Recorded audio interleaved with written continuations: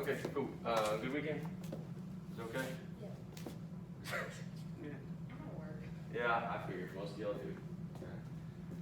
Okay, so where we're at with your guys' projects is getting pretty far, right? Like you guys kind of know what you want to do. Last week's assignment was to make an outline. By the way, for any of you, not that many of you here, if you're watching this, if you've missed any, please get them in. Partial credit is always better than no credit. So if you maybe just missed one assignment, please get it in, and when I can catch up, I will go back and give you at least partial credit, and then ACOM. And then for the actual project, I think I'm only missing a couple. Hello. Cassie, right? Yeah. For your guys' actual project, which when you do, big part of the grade, make sure you get that in. I think there's like maybe even a couple that didn't submit their project. I'm gonna need to approve it. So, okay, so last week you guys turned in an outline. You kind of know what you want to do. And so today, I'm gonna show you something called red teaming. Kyle, this may ring a bell from class you had from me last spring. And if not, oh good. Everybody's here. Remind me your name? Sarah. Sarah, that's right. Mendelia, right? No. Yeah, Mendolia. How do you say it? Mendolia. Mendolia. Put the emphasis on the wrong syllable. Cool. Okay. So what we're gonna do, what I'll show you guys today is something called red teaming. It's actually something that you will hopefully use in real life, like in your actual careers. This is a really useful skill, and these are not my words. This is a book that I read that I thought was fantastic and really useful and helpful. It's really common in the business world. There's a lot of companies that pay to go through this training and all that good stuff, and I'm gonna give it to you today for free. Yay! And if you actually wanna read the book, you can, which none of you will. That's okay. All right. So we'll go through it, and we're actually gonna use it on your projects, okay? And I'll explain that here at the end. And really for the purpose of this class and our project, I'll kind of do the abbreviated version here today, because there's a lot of information to go through. But this was actually born out of the Army, right? Which very much has a hierarchy, right? There's rank and all that stuff. And it can be very bureaucratic with trying to get through all the red tape to do anything. And now all these different organizations use it. Did anybody see that Brad Pitt movie, World War Z? Right? Terrible movie, okay? But in the beginning, he goes to, I think it's Israel, right? So it's kind of like today. There's a global pandemic that starts, right? And it's a zombie apocalypse, so not quite as bad as COVID. But everybody's like, at first they're like, oh, it'll be okay. And then Israel, whichever the country was, actually closed their borders, and they're the only country that did it. And so Brad Pitt in the movie goes there in the beginning of the movie.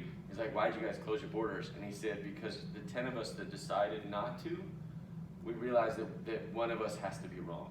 If we all agree, then at least one of us is wrong, and we shouldn't all agree. So then they decided to close their borders, right? And they call it like the rule of 10 or whatever in the movie or something like that. That's basically what red teaming is, okay? And then the movie goes downhill after that, right? I don't know, I've never even seen it. I love that. Okay, well, they get the author of the book's like, it's really pretty bad, but anyway. So that's his thing. 9/11, right?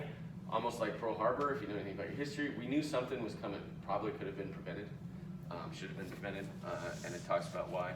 We'll talk about Ford and what they do. Anybody Catholic in here? No? Okay, well, hundreds of years ago, a lot of people were claiming miracles and becoming saints, right? Because did we have cell phones? No, we could just be like, oh, I walked on water and I saved a child. And no one was around. You could just make it up, right? So this actually is hundreds of years old, and this is what devil's advocacy is. It was literally trying to explain how something was not a miracle, so they didn't have 10,000 saints. Okay? So it's similar. And when Amazon and Google heard about this, they were like, well, it sounds actually a lot like what we do in our organization. Okay? We're both pretty good at what they do. Okay, so this is the guy who was the CEO of Ford. We'll talk a little bit more about him in a minute and why this actually matters. Okay, but it's not just about looking at risk, also about opportunities, building that into the operating rhythms of the company. So senior leadership is continually checking this because your competitors are changing and you're never done. You always need to be working on a better plan to serve your customers and grow your business. Remember your name? University. That's right. Yes. Thank you.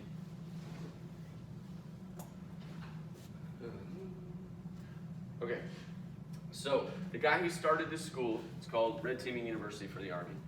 They're going into Kuwait, 2002. We're getting Saddam out of power, right? And they go meet with this Shiite leader, and there's a couple generals there, right? And this guy's like a lowly colonel, but he's just there to tag along and listen and take notes. And these guys are asking questions like, are the roads still good? Can we drive tanks in? What about the airport? Everything is logistical. And the guy sits and he answers their questions, and he answers their questions, and he finally stops and he goes, can I ask you a question? And they sit back and they're like, yeah. And they're like, how long do you intend to stay in Iraq? After you get Saddam out and we transition to power, or we try to become a more peaceful, prosperous country, how long do you intend to stay here? And they were like, I don't know, a year. And he's like, really? Because are you still in Germany after World War II? And they were like, oh, yeah. Well, that was 50 years ago, right? So this guy realized they were asking the wrong questions when they met with this dude, right? Travis?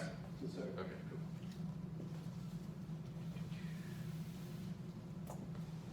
cool. If we stay long enough today, maybe everybody will show up. Okay, so what happened was after years of war, it was kind of wearing on the Army, right? And we get this, if you've ever heard of this dude, but General Petraeus, he's written some good books, pretty good dude, good speaker, all that stuff. They needed new ideas, and they were all for it. Everything was going better, and then of course, kind of politics derailed everything. Okay, but the Marines actually use this. If you know any Marines or have them in the family, my brother's a Marine. Okay, that they're all like crayon-eating jarheads, right? They work with. They actually use this so that they don't all think alike, right? To question things and say, maybe we shouldn't do it this way. Okay, so Google, right? Super powerful, successful company. Long believed that over time, companies tend to get comfortable doing the same thing, just making incremental changes. But in technology, where revolutionary ideas drive the next big thing, you need to be a bit uncomfortable to stay relevant. This is fascinating to me for right now. Johnson & Johnson just came out with another vaccine, right? Single shot, good thing, game changer, okay, hopefully, because it's just one shot, you're done. Okay, a friend of mine, years ago, this is, I don't know, probably 2002, 2003, he really wanted to work at Johnson & Johnson. He finally got hired there, and it was like, everything he was focused on through college was to work there, and he thought it was gonna be great. And he got there, and he realized that they had basically stopped innovating. They've come up with all these cool products over the years, right? And he's like, nobody there wanted to take any risks whatsoever. And he said it was horribly frustrating. He's like, I came to this company because they were awesome. And what everybody just wanted to make their $150,000 a year, not rock the boat. Which sounds pretty good right now, right? Okay. That's fine, okay, if that's what you want to do. He's like, that's not what this company is. This American company, been around a long time. We're supposed to be innovators and game changers. So I think it's a little funny that they came up with this vaccine, which is great, but they were like late, right? Others have already come out with it. So, okay, so maybe they're working on it. But that's what he found when he got there, and he hated it. He actually became super frustrated.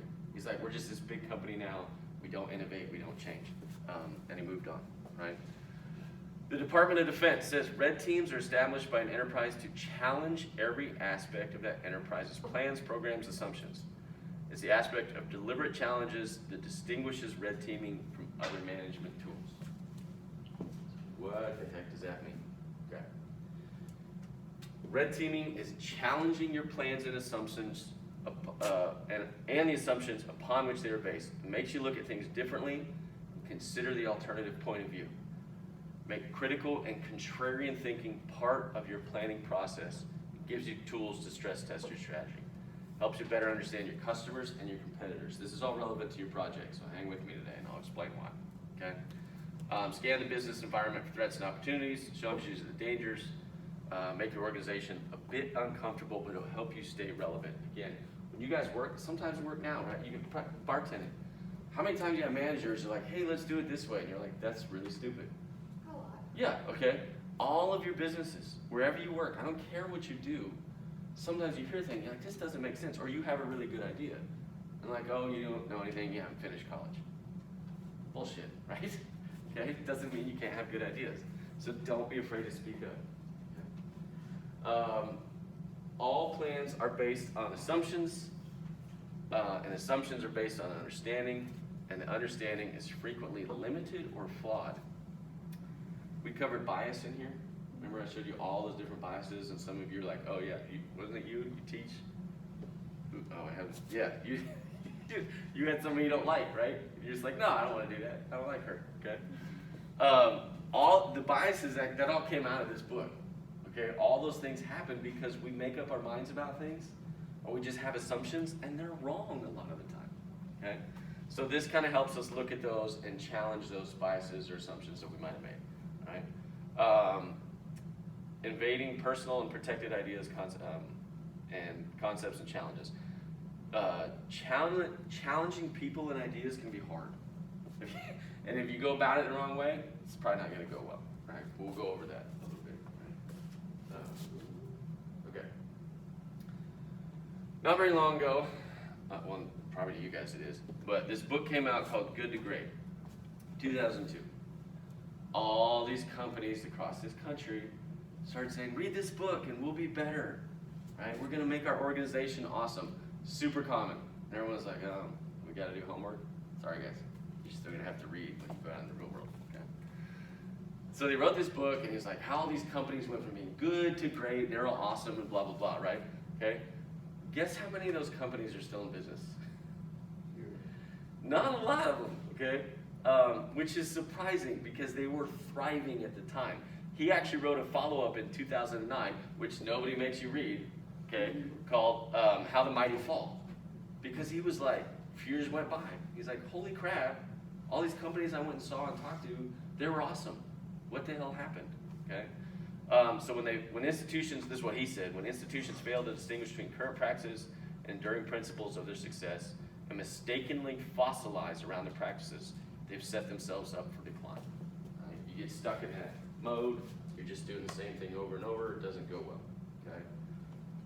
Apple's motto is think different, okay? Literally trying to operate differently. If Apple asked a bunch of customers 20 years ago what they want, nobody would have said the iPhone or the iPad, right? We didn't know. We didn't know what we wanted.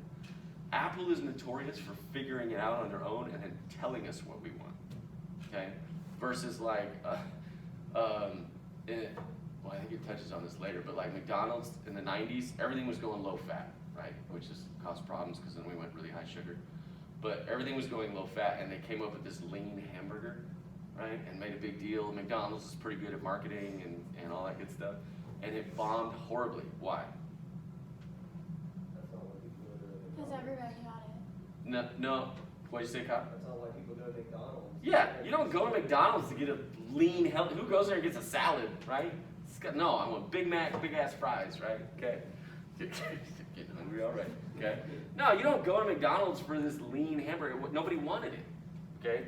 But the perception was low fat, low fat, low fat, and they were like, oh, we're going to do this. It's what people want. Not really. Okay. This is the worst answer you can get.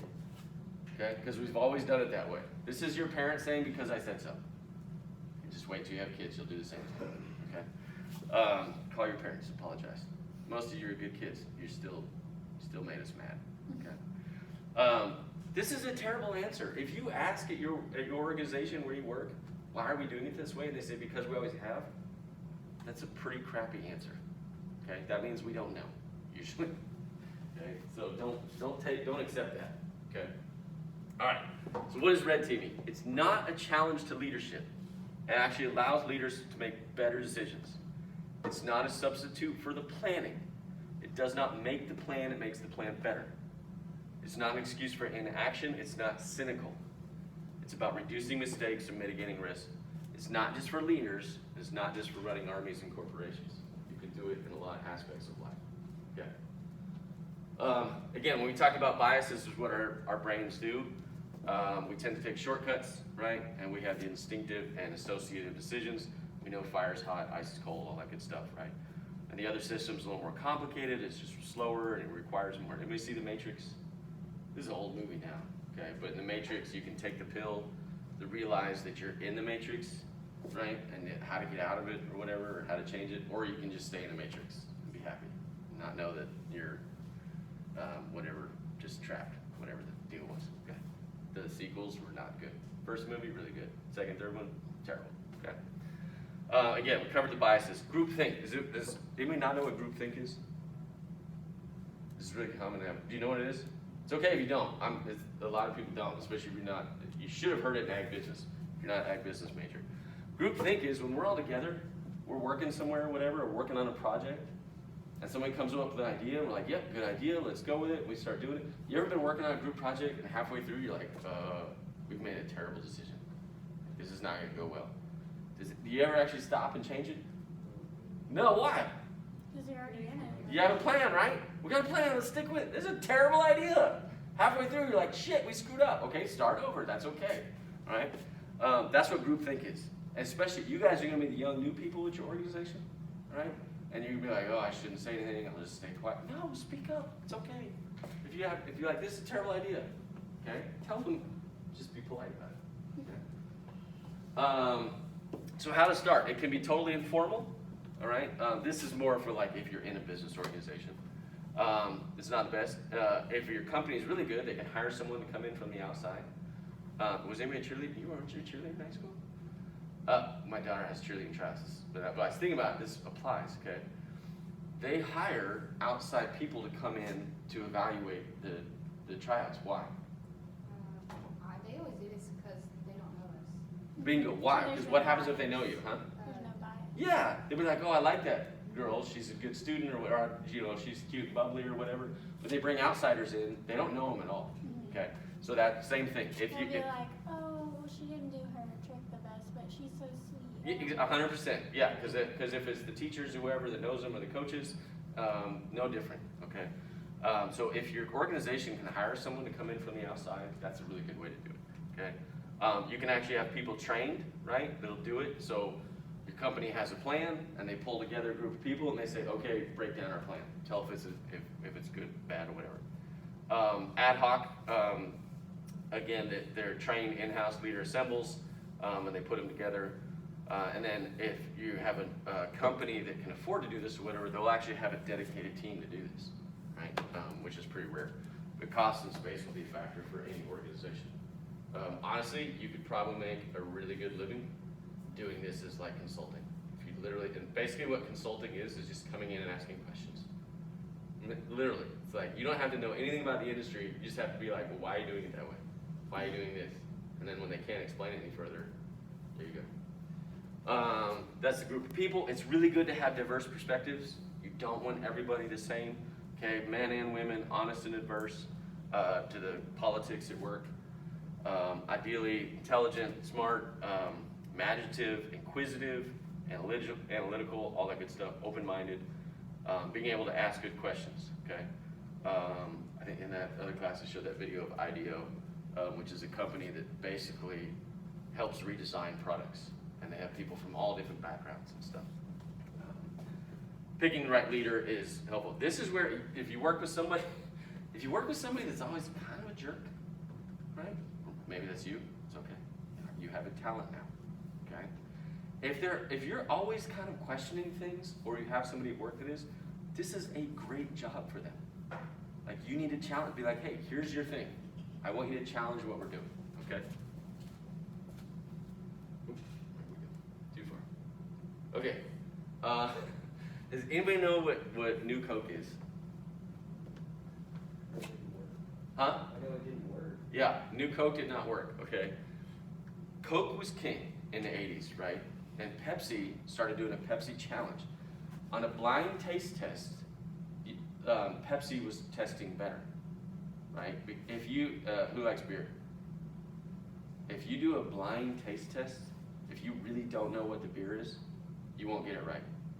If you don't believe me, do it. Do it to some of your friends. I'm not encouraging underage drinking, okay?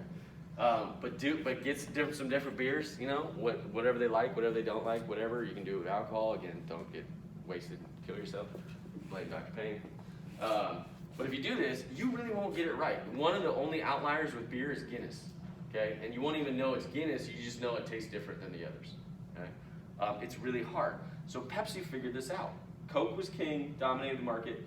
Pepsi's like, if we do a blind taste test, people prefer Pepsi, and started making a commercial with it, okay? So Coke kind of freaked out. It was like, maybe our 150-year-old recipe isn't the best recipe anymore, right? So they came up with New Coke, okay? Came up with a whole new formula. And guess what? In the blind taste test, it was doing better. It did better than traditional Coke, and it did better than Pepsi. Okay? Why did it fail? Tasted better, thought it was better. They came out with new Coke. They spent millions of dollars on advertising. They put all this new product out there. Anyone know why it failed? Because they won't be there for 150 years. Yeah, don't mess with Coke. It's my American company. It's the same it's always been. Like, they did all this work, all this testing, all this product testing, tested with consumers, blah, blah, blah. And there was a hint that it kind of pissed people off. And it was going well at first, and then a guy wrote an article, okay? This is pre-social media, thank God, back in the good old days, okay? And he said, why are we messing with Coke? And it got picked up by the AP and printed all over the country, and people were like, yeah, don't mess with Coke. Even though it tasted better. And it failed miserably just because it was emotional. And there was a hint of that in their product testing, but they never really asked that question. Do you want me to change Coke? No. All right, so all red teaming begins with a problem, but not all problems require it, okay? Don't red team when enemy is in the wire. That means when it's like too late. If you don't have time to fix a problem, you don't red team, okay? It's after the plan has been created, and this is kind of where we are in your projects, and we'll get to that, okay? So you begin with a problem restatement, okay? State the problem a different way. Here's some different ways to do it. Honestly, you guys can Google this stuff, especially when you get to work and everything. There's all these crazy ways. Triz is this like crazy Russian way. It's almost like Russian roulette, okay? But it's pretty fascinating. But you can just start. Here's a good one, actually. At work, okay? Because people don't like each other, right? Or because we'll view people differently. You're gonna get your degree and go make money, right? And you're gonna work with people who didn't go to college. Doesn't mean they don't know what they're doing. But some people treat them that way, right? Or maybe somebody's just an admin, okay? They've been there forever, they know everyone, they know everything that happens. It doesn't mean they're stupid. But people may treat you that way. I've seen it play out, okay? Think, write, share, and keeping it anonymous is a great way to do it. You can have people write their ideas or questions or whatever, and if you do it anonymously, then that bias doesn't creep in of, oh, this is only so-and-so's idea, so it's not gonna be a good one, okay? And all these different ways you can figure out how the plans are going to fail, blah, blah, blah. Okay, bring this up. Okay, during the Civil War, we're all over the place. I'm covering a whole book for you. During the Civil War, okay, the Battle of Gettysburg, which actually helped turn the battle for the Union over the Confederacy, okay, they're up on the hill a little bit, and they tell, they're like the equivalent of the Guard or reserves today, okay, so these are people who have other jobs, and they got pulled into the army, and they said, don't lose this side of the hill. This is our backside, this is our weak side. You can't lose this side of the hill, or we'll lose the battle, okay? And the guy was not classically trained, he wasn't a West Point grad or anything like that. He was a professor, yes, okay? And they're starting to run out of ammo, and it's not going well, okay? And he's like, but we can't lose this hill. We're the weak side. If we lose it, everything falls, okay? And so what he does is he takes the attack to the enemy and totally catches the Confederates off guard. Says, stick your bayonets on your guns, and they charged at them. They weren't ready for it, and it helped swing the battle. Okay, it was an unexpected response. They did not think he would do that. They had the higher ground. They thought he would just stay there, whatever. Well, things weren't going well for them. They're like, we got to do something. Okay, and it won that battle for them. Okay. Creative thinking is a separator in business. It's not just the novel product. Anybody remember Jawbone? Heard of Jawbone? Okay. Jawbone came up with 3 brilliant ideas, okay, and screwed up every single time. They were basically the first ones to come up with headsets for cell phones in your cars, because California had outlawed being able to use your phone in your car, right? So you couldn't even like talk on it. This is early Bluetooth days. We didn't really have Bluetooth. They screwed that up. Somebody took over. Then they basically came up with the the Bluetooth speaker, and they didn't market it the right way. And they came up with the Fitbit. They called it something else. Didn't market it the right way. So they had 3 great products, screwed it up every time. Should have dominated the market. Okay. So it's not just having the great idea. Okay, this is for you guys. This is gonna hurt a little bit. You can read that. Read those.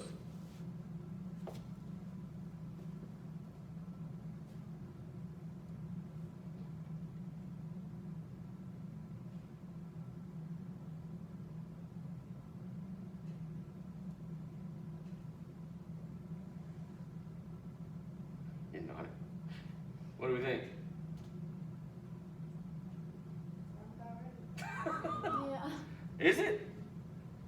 Especially like, we'll read an article on Facebook and we're like, yep, that's true. Okay, true enough.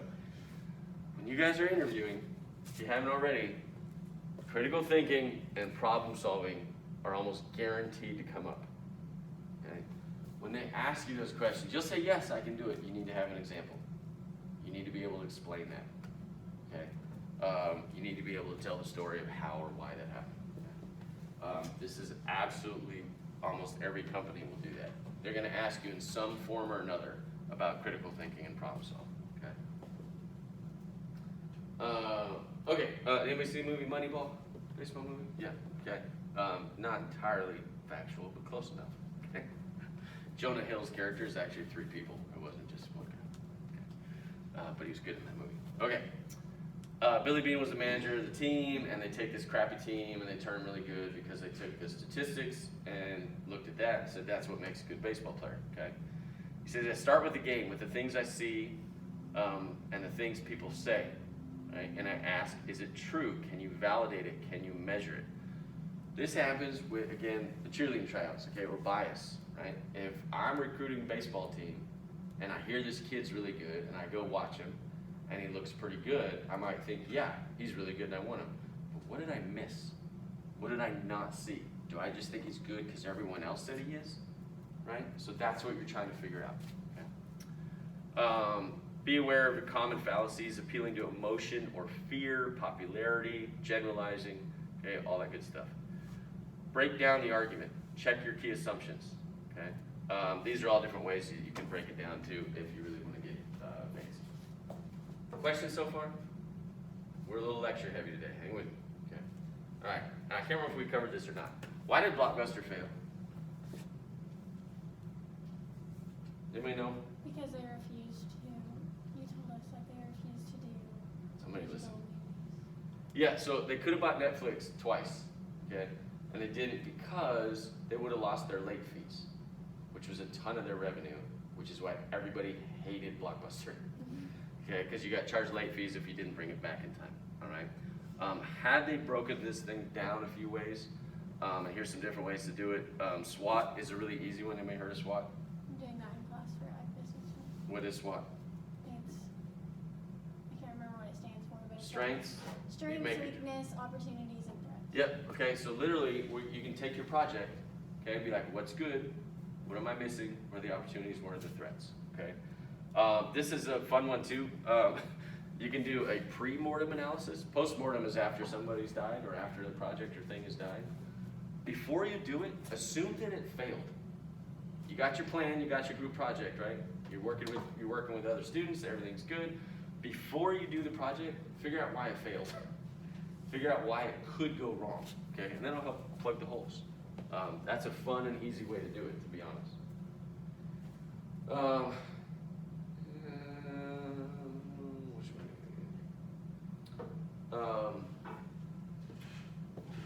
What's not terribly interesting? Okay, what if analysis is good?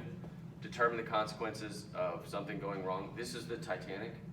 Okay, we got the Titanic and we're gonna go, what happens if we actually do begin sinking? Oh, we don't have enough lifeboats.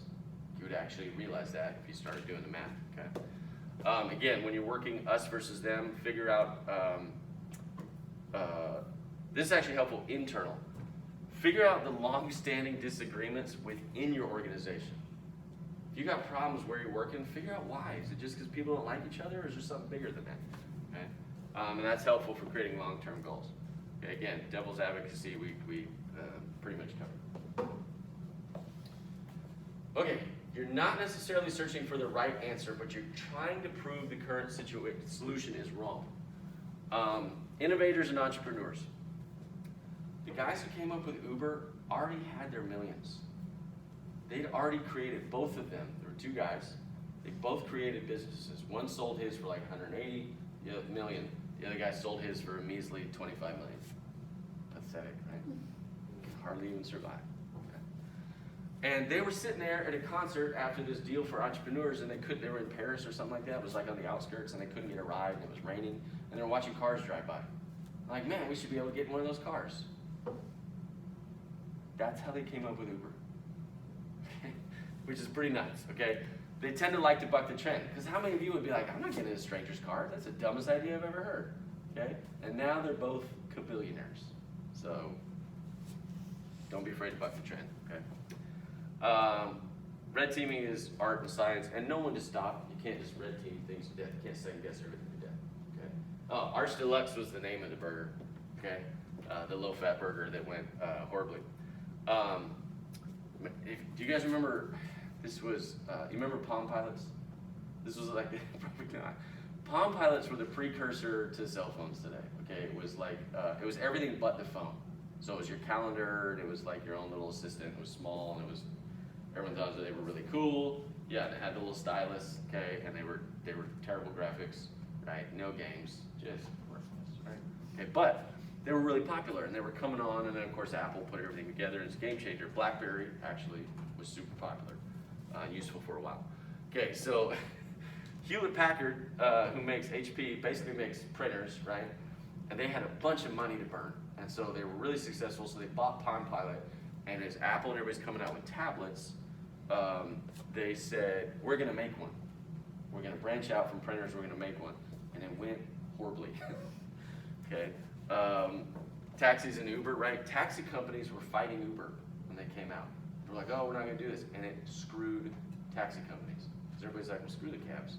Right? You couldn't use a card. There's always a pain in the ass to pay. They were never available, right?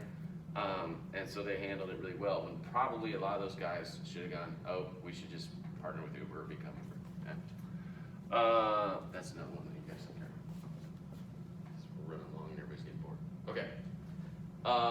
Be realistic. Okay. Provide a concrete action plan. Try to make it measurable. Flag what you're changing. Offer solutions. So if you're second guessing something, say why. Show them what we can do instead. Okay. Identify the constraints and limitations. Describe the methodology. What did you guys do? How did you break it down? Include your sources, supporting evidence. Communicate effectively. And here's the important one when you're working. Okay, when you guys are in your careers. If you guys go off on your own and you're like, "Hey, I just red teamed this deal and I think we've got some flaws," you need to have leadership support. If you just come in and tell your manager, "Hey, this thing we're doing, it's really stupid," are they going to take that well? Probably not. Okay, so make sure that leadership is actually going to support you guys. Okay, this is not being an asshole just for the sake of being an asshole. Okay, so don't just be a jerk if you're going to do this. You got to have leadership help you out. It only works if you let it. Don't do it to death. Also, you can check up on yourselves or your red teams. Okay, if you're doing this at work. You don't always have to be right. Okay, you might look at something and say, "Hey, I'm not sure we're going about this the right way. Maybe we should look at it a different way." It doesn't mean that you're always right. The plan may still work, right? It might just need some minor tweaks or changes, but don't always be wrong. Okay, and don't give up. Okay, cool. Why did we do that? Any guesses? Huh? Why did we do that? Why did I show you guys this? So we can do that for our own project. Oh my gosh. Yeah. I want you guys, you got your outline, right? You got what you want to work on. I want you to go back and reevaluate your project by seeing what it's missing, what might be wrong with it, okay? What did you not cover, okay?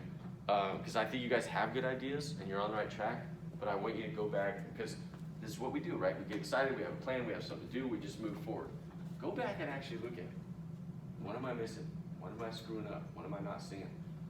Get some outside perspective. Talk to other people in your classes. I can't think about doing this for my department or the school or whatever, and see if they have some other insight. Okay? So that's what we'll do this week. We're hanging on, right? We're getting close to being done with masks in the spring semester. Okay? Please hang in there, right? I know, and this is like your almost done pep talk because we're coming into spring break. And most times when we take a break, we're like, "I don't want to do anything." So get your stuff done for this week. Please enjoy your spring break and then finish the semester strong, okay, in all your classes. Some of you guys are getting really close to, is anybody graduating this semester? Okay, well, hang in there, we're getting close, okay? Keep up with your schoolwork. I know you deserve a break, but don't let that derail the rest of your semester, okay? I'll post the assignment this week, but basically what you guys are gonna do is red team your project, okay? Which hopefully is kind of fun and interesting. Sound good? Okay, I know we're a little lecture heavy today, but hang in there, okay? Have an awesome week.